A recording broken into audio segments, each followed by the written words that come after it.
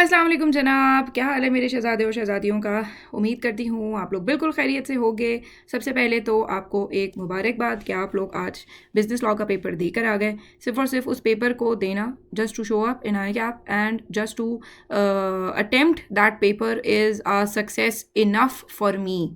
मेरे लिए आपका जाना भी काफ़ी है। आप पास होते हैं या नहीं होते, मुझे इससे फ़र्क नहीं पड़ता है। मुझे इस बात से फ़र्क पड़ता है कि मेरे शहज़ादे और शहज़ादियाँ गए and they showed up in I cap. So अल्लाह ताला आप लोगों को बहुत बहुत बहुत कामयाब करे। मगरिब की अज़ानें अभी अभी ख़त्म हुई हैं और बस ये वो टाइम है जिसमें मैं आपके लिए स्पेशल दुआ कर रही हूँ। पेपर अच्छा होने की भी की थी और अब पास होने की भी कर रही हूँ। दूसरा, एक इम्पॉर्टेंट डिस्क्लेमर देती चलूँ कि जिन लोगों को ये एग्ज़ाम कमेंट्री नहीं देखनी है, जिनको स्ट्रेस हो जाता है इस तरह की कोई चीज़ देखकर, या जिनको जो है वो जो ये समझते हैं कि हमें अगले पेपर की तैयारी करनी चाहिए, मैं बिल्कुल आपके इस डिसीजन की रिस्पेक्ट करती हूँ और आई थिंक आपका point of view to some extent बिल्कुल ठीक है। एंड बीइंग अ स्टूडेंट, मैं भी इसी तरह की स्टूडेंट थी कि मैं घर आकर कभी भी पेपर को नहीं देखा करती थी। लेकिन हम टीचर, क्योंकि हर किस्म के बच्चों के टीचर होते हैं and there are a lot of students who are requesting to send our opinion regarding the paper,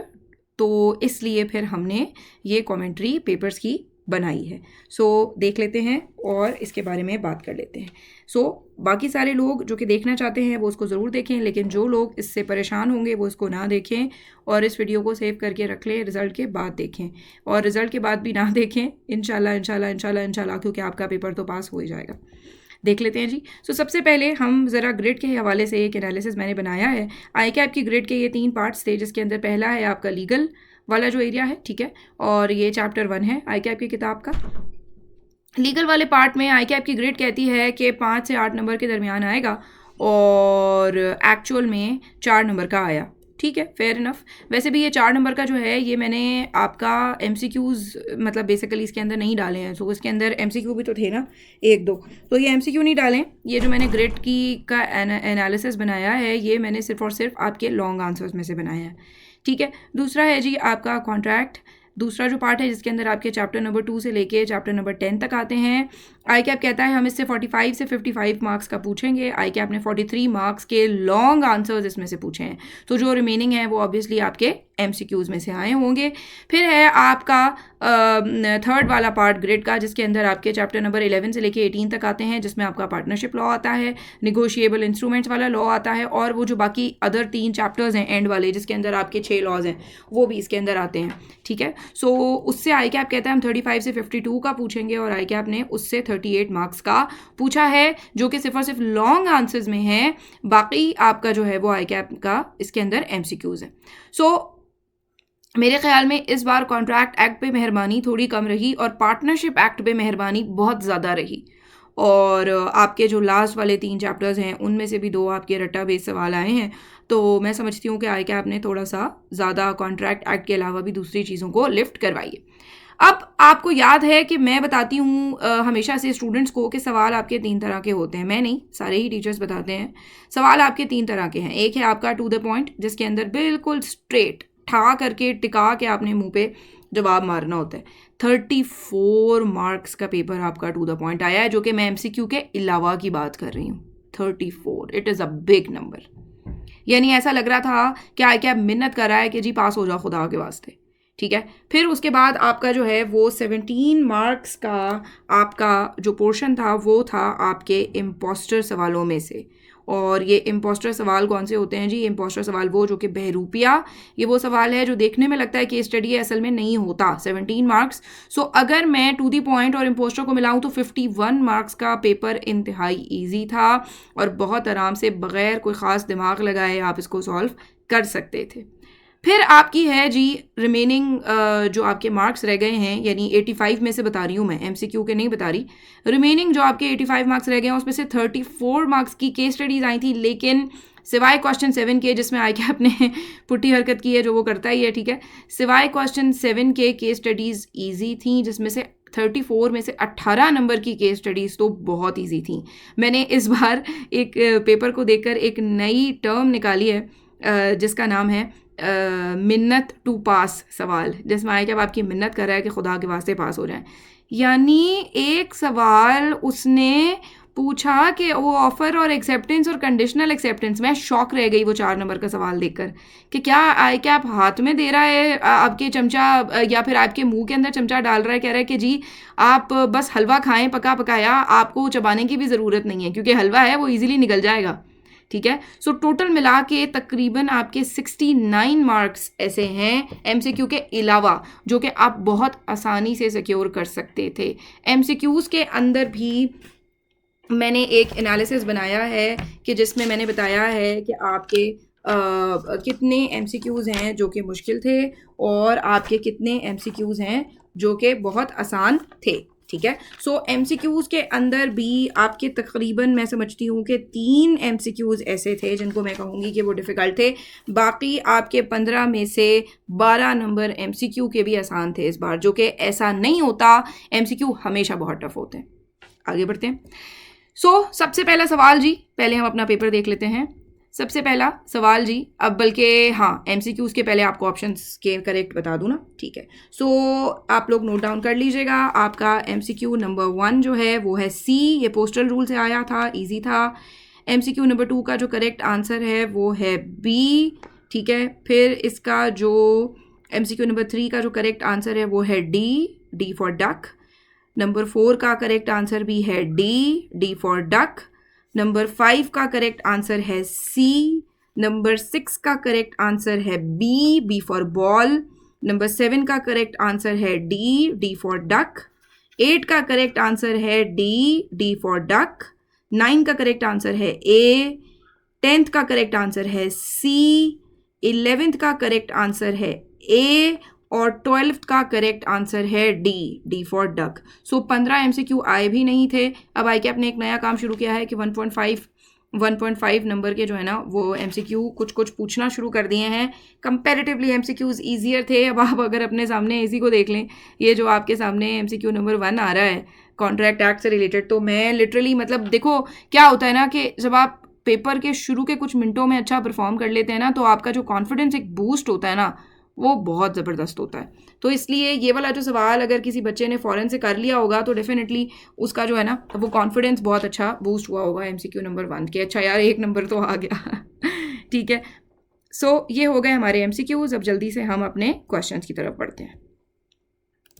question के अंदर जो हमारा क्वेश्चन नंबर 2 था, इंतहाई आसान रटा बेस्ड, ठीक है। आपका सिंपल सवाल है, टू दी पॉइंट सवाल है। इसके अंदर आप पूरे 5 नंबर ले सकते हैं। कॉसी कॉन्ट्रैक्ट से सवाल आया है और कहते हैं कि वो एग्जाम्पल्स उन्होंने आपसे यहाँ पर पूछी हुई हैं कॉसी कॉन्ट्रैक्ट की। वो कहते हैं सर्कमस्टांसेस बताएं जिसके अंदर कॉसी कॉन्ट्रैक्ट स्टैब्लिश होते हैं। ये मैंने आंसर इसका अपनी स्लाइड्स में से ही निकाले हैं। सारे के सारे तकरीबन आंसर स्लाइड्स में से बिल्कुल टू दी पॉइंट निकल आए। ये देखिए, ये कॉसी कॉन्ट्रैक्ट की डेफिनेशन और फिर कॉसी कॉन्ट्रैक्ट की 5 टाइप्स जो कि इन स्लाइड्स में नज़र आएंगी, ठीक। और मैं एक गूगल ड्राइव के लिंक पे ये स्लाइड्स भी अटैच कर दूंगी इस वीडियो के नीचे, ताकि किसी को देखना हो तो देख भी सके।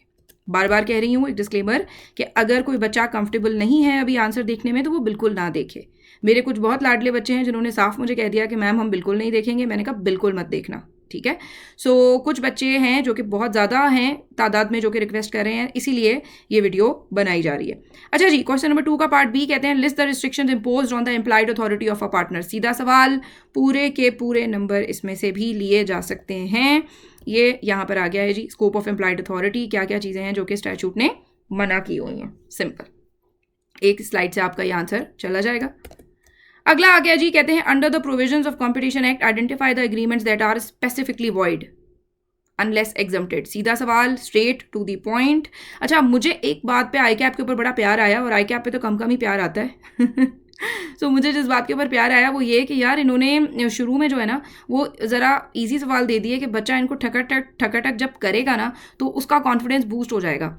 यानी देखो यार, अब तुम्हारे कितने नंबर हो गए, ये 5 4 9 6 4 10 19 और फिर ये वाले 4 क्वेश्चन नंबर 4 के, तो आपके तकरीबन 20 21 22 23 मार्क्स का जब आप एकदम से अटेम्प्ट कर लेंगे ना अपनी मेमोरी से, तो आपका कॉन्फिडेंस बहुत ज़्यादा बूस्ट हो जाएगा। तो आज मुझे आईकैप की इस बात पे बड़ा प्यार आया, ठीक है। ये क्वेश्चन नंबर 3 ए जो है कंपटीशन एक्ट से आया है, देख लेते हैं। ये हैं जी आपके प्रोहिबिटेड एग्रीमेंट्स जो कि कंपटीशन एक्ट में मना है। सिंपल सवाल था, बहुत आसानी से नंबर लिए जा सकते थे। उसके बाद क्वेश्चन 3 का अगला पार्ट बी जो कि है इलेक्ट्रॉनिक फंड, जिसके अंदर उन्होंने कहा कि जी बताइए इलेक्ट्रॉनिक फंड की डेफिनेशन क्या है। बहुत सिंपल सवाल, अगेन टू द पॉइंट। ओहो, ये इस स्लाइड के अंदर आई थिंक मिस हो गया है। मैं जब दिखाऊंगी, जब ये अपलोड करूंगी तो मैं, हाँ मिस हो गया इसके अंदर, मैं जब अपलोड करूंगी तो फिर मैं उसके अंदर अटैच कर दूंगी। उसके बाद आ जाता है आपका क्वेश्चन नंबर 4, जिसके अंदर वो कहते हैं कि बताइए अगर नेशनल असेंबली से एक बिल पास हो जाए लेकिन सेनेट से रिजेक्ट हो जाए तो क्या होता है। उसका सवाल सीधा सीधा यहाँ पे लिखा हुआ है, ज्वाइंट सेशन बुलाया जाएगा और अगर ज्वाइंट सेशन से भी रिजेक्ट हो गया तो फिर बिल लैप्स हो जाएगा। ये भी मेरी स्लाइड से ही मैंने उठाया है। फिर अगला सवाल है जी क्वेश्चन नंबर 5, और ये सवाल था जिसके ऊपर थोड़ा टाइम लगाना ज़रूरी था। यहाँ पर आपकी केस स्टडी शुरू हो गई है। अगेन इसका जो पार्ट ए है, इट इज़ अ लिटिल नहीं, एक्चुअली इट इज़ टफ। इसका जो पार्ट ए है इट इज़ टफ। मुझे बहुत मज़ा आया और मैंने इसके ऊपर ही सबसे ज़्यादा टाइम भी लगाया। सो इसके अंदर वो सिंपली कहते हैं कि जी यानी एक कॉन्ट्रैक्ट की 2 लेग्स हैं, जिसके अंदर पहली लेग है जिसमें वो कह रहे हैं आप हमारी मार्केटिंग करें तो हम आपको 2 मिलियन देंगे, नंबर 1। दूसरा, एक कंटिंजेंट कॉन्ट्रैक्ट भी इसके अंदर चल रहा है कि अगर तुम जीत जाओगे तो हम तुम्हें एक गाड़ी भी देंगे। ठीक है, so contingent contract which is dependent upon happening और नॉट हैपनिंग। यहाँ पे नॉट हैपनिंग नहीं है, यहाँ पे हैपनिंग है। ठीक है, सो वो कहते हैं कि जी जीतने की जो हैपनिंग है उसके ऊपर ये गाड़ी का मिलना डिपेंडेंट है। अच्छा जी, हुआ क्या यहाँ पर कि इन्होंने बाद में कहा कि नहीं जी गाड़ी की प्राइसेस बड़ी महंगी हो गई हैं, तो इस वजह से हम नहीं आपको ये गाड़ी दे सकते। यहाँ पर 3 पॉइंट्स टच हो रहे हैं। बहुत मज़ेदार सवाल है, 3 पॉइंट्स टच हो रहे हैं। पहला पॉइंट ये है कि ये एक सुपरवीनिंग इम्पॉसिबिलिटी वाली बात, और आपको पता है कि सुपरवीनिंग इम्पॉसिबिलिटी का एक्सक्यूज़ माना नहीं जाता है अगर कमर्शियल इम्पॉसिबिलिटी हो जाए। स्लाइड पे आपको नज़र आ रहा होगा, कमर्शियल इम्पॉसिबिलिटी हो जाए तो इसका एक्सक्यूज़ माना नहीं जाता है। दूसरी बात, ये कंटिंजेंट कॉन्ट्रैक्ट है जो कि आपको पता ही है, कंटिंजेंट कॉन्ट्रैक्ट जो कि हैपनिंग और नॉट हैपनिंग के ऊपर डिपेंडेंट होता है। तीसरी बात यहाँ पर हो गई है ब्रीच। इन्होंने कॉन्ट्रैक्ट की आधी हिस्से की ब्रीच कर दी है कि इन्होंने बोला है कि हम गाड़ी नहीं देंगे, जबकि पहले बोला था कि देंगे। अब जब भी किसी के साथ ब्रीच होती है तो उसके पास ये ऑप्शन होता है कि वो जो है कोर्ट में जाकर क्लेम फाइल कर दे और वो बकिया कॉन्ट्रैक्ट को भी वॉइडेबल करार दे दे, और चाहे तो बकिया कॉन्ट्रैक्ट को जारी रखे और जितने हिस्से की ब्रीच हुई है उतने हिस्से के डैमेजेस ले ले। लेकिन मसला क्या है कि ब्रीच अभी साबित नहीं हो पाएगी। क्यों? क्योंकि अभी मैच ये लोग जीते या ना जीते ये पता ही नहीं है। So basically contingent contract is enforceable upon happening of the event on which it was contingent, and right now on 1st March we do not know whether that event will happen or not। वो जीतेंगे या नहीं, जीतेंगे तो ये contract enforceable होगा, तभी ये ब्रीच मानी भी जाएगी, और अगर हार जाएंगे तो ये कॉन्ट्रैक्ट वॉइड हो जाएगा, तो ब्रीच की तो हैसियत ही कोई नहीं रहेगी। सो ये बड़ा ज़बरदस्त सवाल था। यहाँ पे इसका जवाब क्या था कि पीडी की जो पोजीशन है वो ये है कि पीडी को ये गाड़ी देनी पड़ेगी। ठीक है, अगर ये लोग जीत जाते हैं तो, और अगर पीडी ने इस कॉन्ट्रैक्ट की ब्रीच कर दी तो एसआर के पास ये रेमेडी है कि वो इंतज़ार करेंगे चैम्पियनशिप के होने का, और जब चैम्पियनशिप हो जाएगी और उसमें अगर वो जीत गए तो ये कॉन्ट्रैक्ट वो इन्फोर्स करा सकते हैं अगेंस्ट पीडी और गाड़ी डिमांड कर सकते हैं, और अगर पीडी गाड़ी ना दे तो फिर कोर्ट से डैमेजेस भी ले सकते हैं। बड़ा मज़ेदार सवाल था, मुझे बहुत मज़ा आया। यानी ऐसी केस स्टडीज़ में मज़ा आता है जिसके अंदर यार कोई दिमाग भी लगे। ये क्वेश्चन 7 टाइप की केस स्टडियाँ जिसमें पुट्ठी बात हो, मतलब I am sorry, I just do not understand. So it was a tough case study but it was nice. अच्छा, फिर आ जाता है आपके क्वेश्चन नंबर 5 का पार्ट बी, जिसके अंदर वो कह रहे हैं कि साद जो है वो एक पार्टनरशिप में एंटर हो गया। साद यानी इनका एक पार्टनर था, वो एक पार्टनरशिप में एंटर हो गया। तो भाई कोई मसला नहीं है, क्या आप किसी और बिजनेस में एंटर नहीं हो सकते? बिल्कुल हो सकते हैं। तीन कंडीशन जिसके अंदर थी बेसिकली, यहाँ पे देख लेते हैं कि जिसके अंदर था आपका, अच्छा वो भी सॉरी अटैच होने से रह गया है।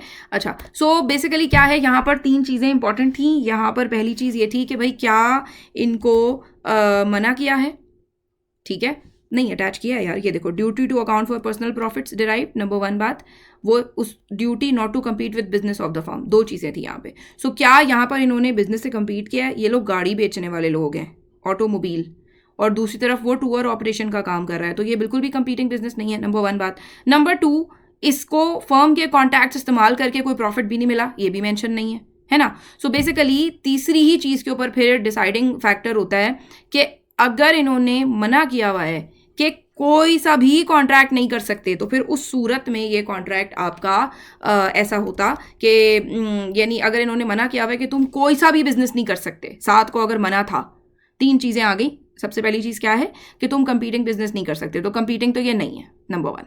नंबर 2 दूसरा क्या है कि इसने अगर बिजनेस के कॉन्ट्रैक्ट इस्तेमाल करते हुए कोई प्रॉफिट कमाया तो वो भी केस नहीं है यहाँ पे। लेकिन तीसरे केस के ऊपर फैसला होगा कि क्या इन्होंने इसको मना किया था कि तुम कोई सा भी बिजनेस नहीं कर सकते।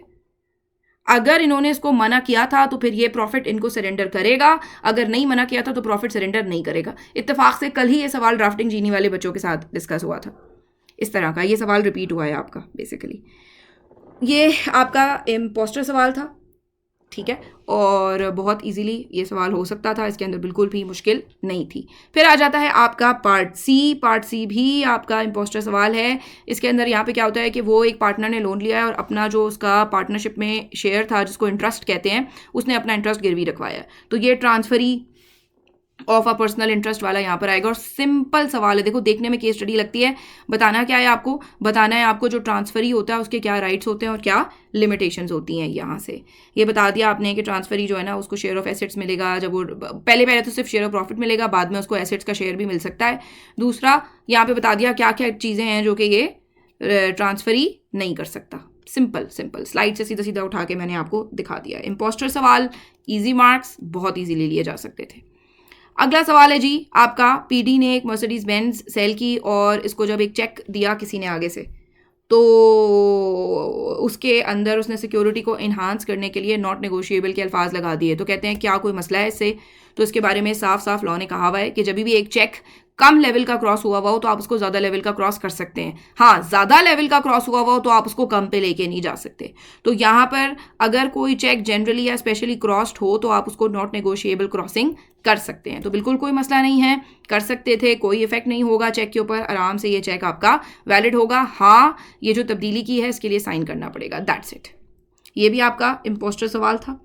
फिर आ जाता है आपका क्वेश्चन नंबर 6, जिसके अंदर क्वेश्चन नंबर 6 का जो पार्ट ए है, it is a case study, ठीक है। इट आप इसको कह सकते हैं, it can be considered as a little tough, चलो ठीक है, टफ कह सकते हैं इसको, थोड़ा सा इसके अंदर सोचना था।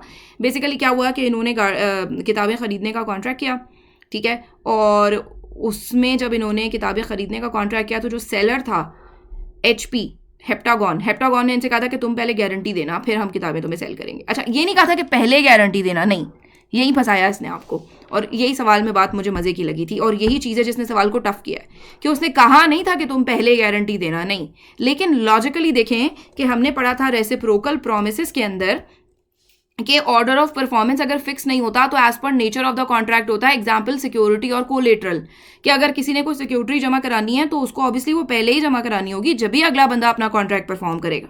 सो इसकी बेसिस के ऊपर उन्होंने कॉन्ट्रैक्ट परफॉर्म करने की कोशिश की HP ने, ठीक है, और NB ने अपनी तरफ से जो है वो डिले किया, जिसकी वजह से अब NB की पोजीशन यहाँ पे वीक हो गई है और HP की तरफ से कॉन्ट्रैक्ट वॉइड हो गया है। और यहाँ पर सिंपल होता है कि अगर किसी ने परफॉर्मेंस को प्रिवेंट किया होता है तो एग्रीव पार्टी के लिए ये कॉन्ट्रैक्ट वॉइडेबल हो जाता है और एग्रीव पार्टी दूसरे से कंपेंसेशन भी ले सकती है। तो यहाँ पर जो HP है वो NB से कंपेंसेशन ले सकती है, and NB will be liable to pay to HP because they did not submit the security at the right time which was important for the contract। ठीक, अच्छा सवाल था, केस स्टडी थी, ठीक है, अच्छी तरह से मतलब अच्छा सवाल बनाया इन्होंने।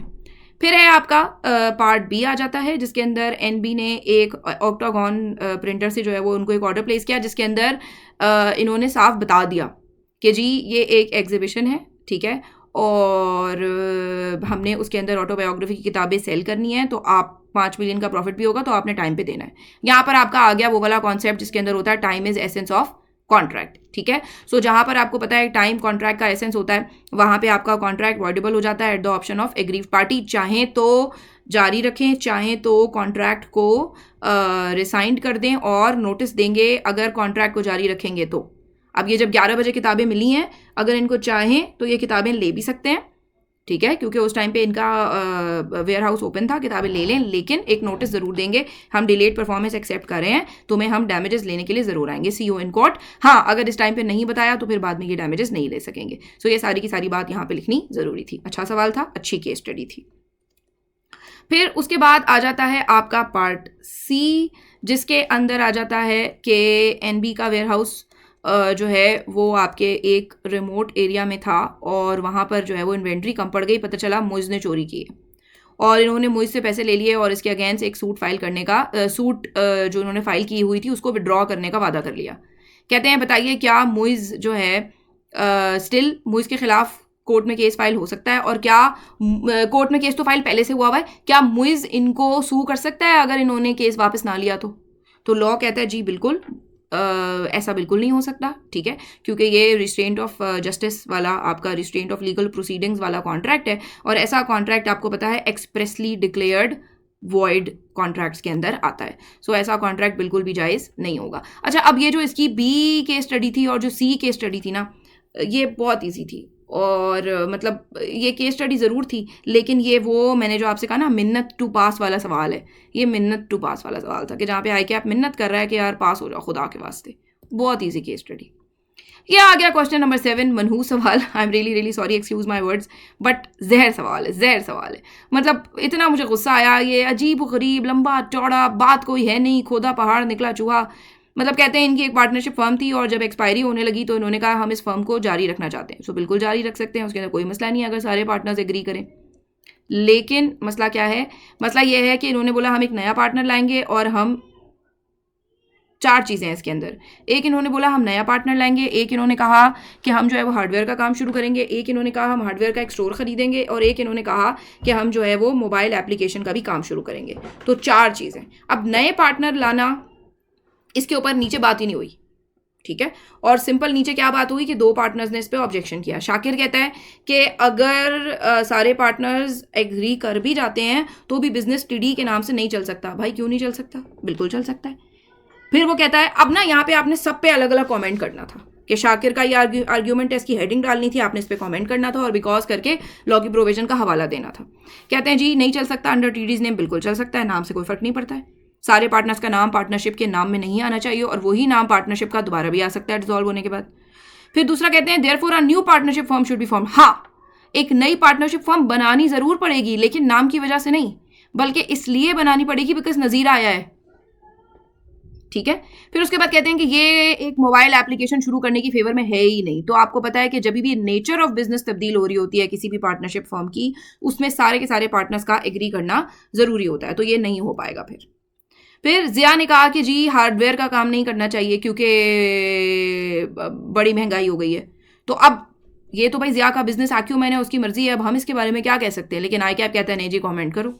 तो बहरहाल अब आप कमेंट करें तो करें, ना करें तो भी कोई मसला नहीं है। लेकिन हाँ, ये बात आप यहाँ पे ज़रूर लिख देंगे कि अगर जिया एग्री नहीं करता है तो फिर अगैन वही वाली बात है कि सारे के सारे पार्टनर्स जब एग्री ही नहीं करते हैं नेचर ऑफ बिजनेस चेंज करने की, बिकॉज पहले ये सॉफ्टवेयर बनाते थे, अब ये एप्लीकेशंस बनाएंगे, तो नहीं हो सकता ये काम, ठीक है। सो ये सवाल I am really sorry but 7 number ये गड़बड़ी थे। दूसरा आ जाता है जी आपका ये आबिद वाला सवाल, जिसके अंदर वो कहता है कि आबिद ने कहा कि कौन सी सिचुएशंस हैं जहां पर फर्म आबिद को इंडेमनीफाई करेगी और कौन सी ऐसी सिचुएशंस हैं जहां पर आबिद को फर्म को इंडेमनीफाई करना पड़ेगा। ये इंतहाई सिंपल सवाल है, ठीक है। ये बिल्कुल पूरा का पूरे नंबर इसके अंदर आपको मिल सकते हैं।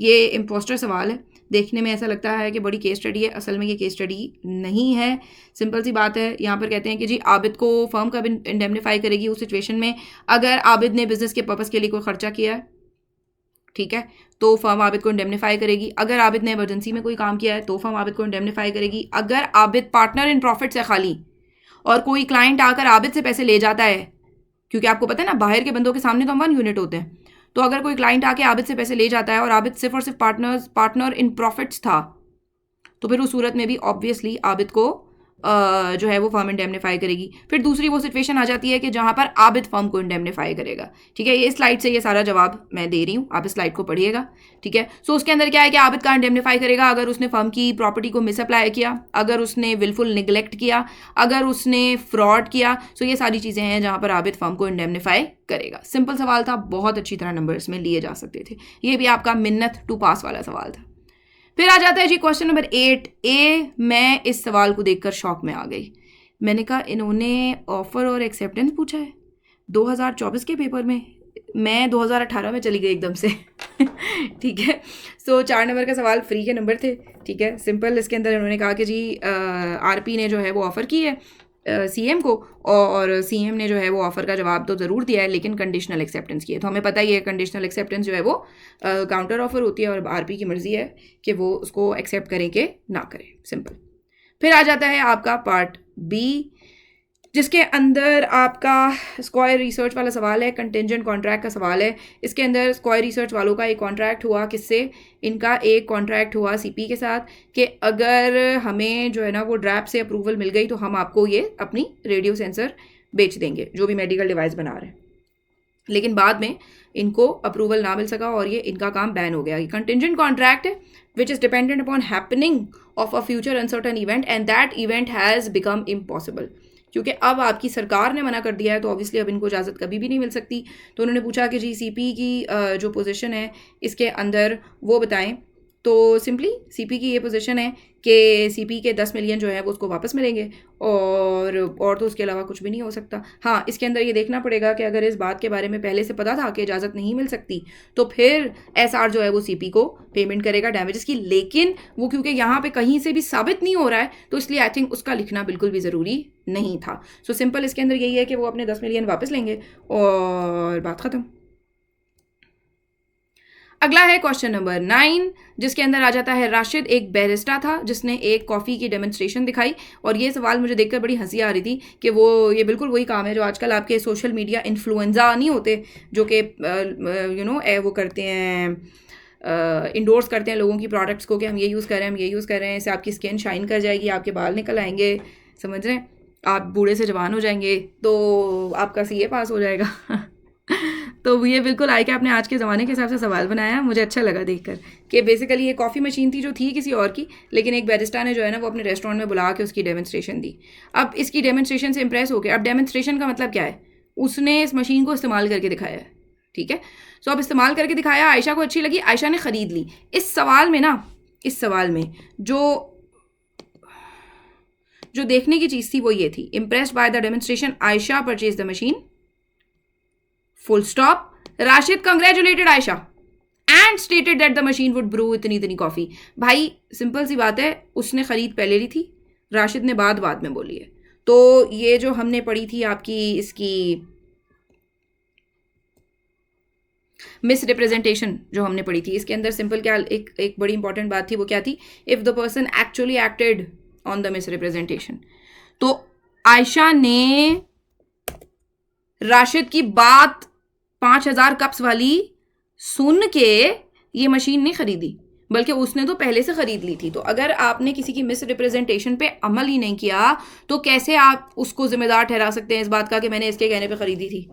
नहीं ना ठहरा सकते। दूसरी बात यह है कि उसने ये नहीं बताया कि सर्विस चार्जेस होंगे 1 लाख के, तो बताना जरूरी भी नहीं है, साइलेंस एज टू फ्रॉड वाला कॉन्सेप्ट लगेगा यहाँ पे, ठीक है। सो राशिद की पोजीशन बिल्कुल कोई इशू नहीं है इसके अंदर और आयशा को कोई रेमेडी अवेलेबल नहीं है। राशिद किसी भी तरह से आयशा को लाइबल नहीं होगा क्योंकि आयशा ने राशिद की एडवाइस पे अमल करके ये 5000 वाली जो एडवाइस है ये इसके ऊपर अमल करके आयशा ने मशीन नहीं खरीदी थी।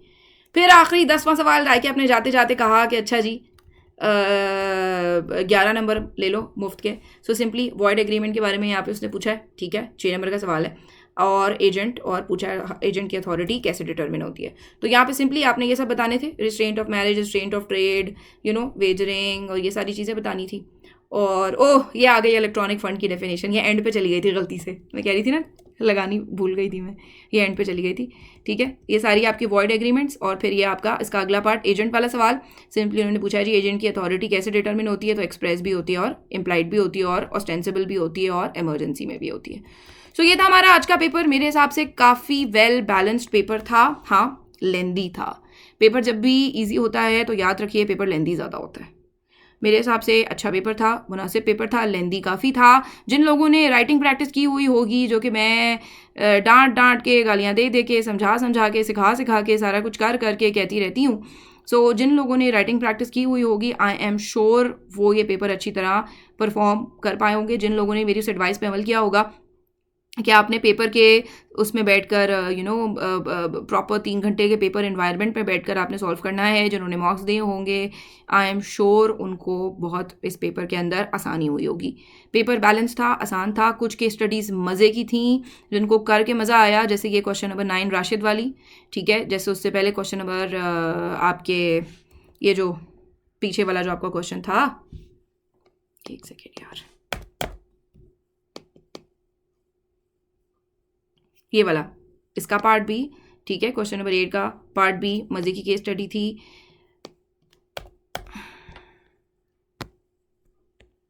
क्वेश्चन नंबर 6 के तीनों पार्ट्स और स्पेशली इसका पार्ट ए बहुत मजे का था, मुझे बहुत मजा आया। फिर ये कार रेसिंग वाला पार्ट बहुत मजे का था। लेकिन जो क्वेश्चन नंबर 7 था, मतलब कोई तुक नहीं बनती है इस किस्म के सवालों की। बहरहाल क्या कर सकते हैं। सो ये था बेटे, मेरी बहुत दुआएं आप सबके लिए, अल्लाह ताला आपका हामी नासिर हो। दोबारा से एक डिस्क्लेमर दे रही हूँ कि जिन लोगों को लगता है कि उनको अभी ये देखने की ज़रूरत नहीं है, वो प्लीज़ ये ना देखें। जिनको इसको देखकर डर लगेगा, परेशानी होगी, वो लोग बिल्कुल इसको ना देखें। मैं इसके साथ लिंक में अटैच भी कर दूँगी अपनी स्लाइड्स। अल्लाह ताला आपका हामी नासिर हो, दुआओं में याद रखिएगा। अल्लाह हाफिज़।